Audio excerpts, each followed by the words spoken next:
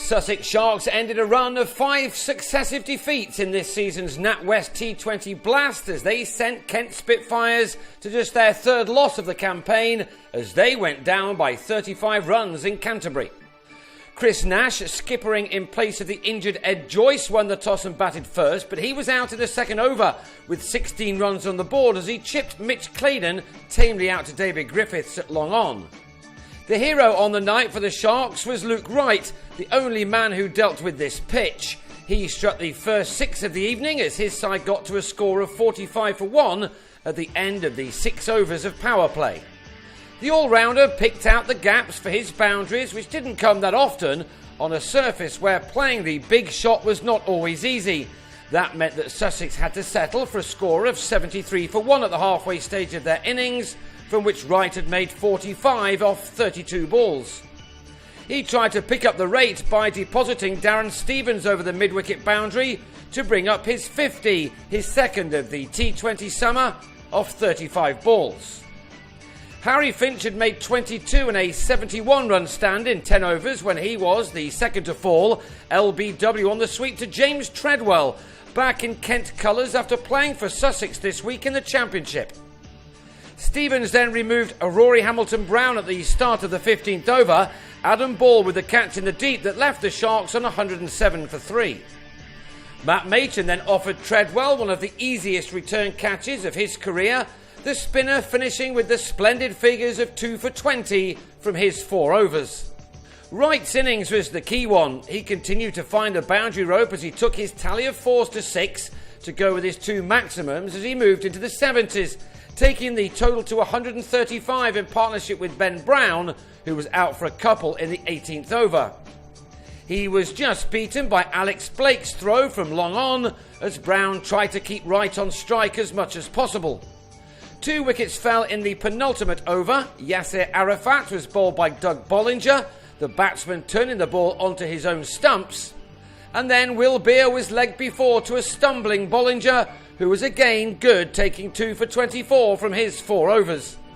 Wright had held the innings together only to be out to the very last ball as he sliced a hit off Griffiths to Daniel Bell-Drummond to go for a 61-ball 85, which had guided his side to a final score of 149 for 8 from their 20 overs. The Spitfires made a bad start to their reply, losing their best batsman in this year's tournament, Rob Key, who was out first ball on this occasion, bowled by Lewis Hatchett off a thick inside edge. Kent were 2 down in the 3rd over as Sam Northeast went in a similar way to Hatchett, who had figures of 2 for 11 from his opening 2 overs. James Anyon backed up the left-armer to see the back of Alex Blake for naught, the left-hander cutting to Hamilton-Brown with a score on 23 for 3 in the 4th over. Sam Billings tried to settle things down by playing some proper cricket shots for his boundaries, which meant that his side took 42 runs for the loss of those 3 wickets from the power play overs. If Billings could forge a partnership with Bell-Drummond, then the Spitfires still had every chance of winning this game. But on 14 and with a total reading 52 for 4 after 8 overs, opener Bell-Drummond pulled this ball from Stephen Pilot to Machin to leave with his side in a spot of bother again. And they never really recovered. Billings, who top scored with 23, was LBW on the defensive to Beer at the end of over number 9. And midway through the 10th, Stevens lobbed a simple catch back to Pilot after the ball got stuck in the pitch. The game was about up for the Spitfires when Treadwell fell in the 12th over, clipping Pilot to Nash at mid-wicket. The bowler ended with the spectacular figures of 3 for 14 from his 4 overs.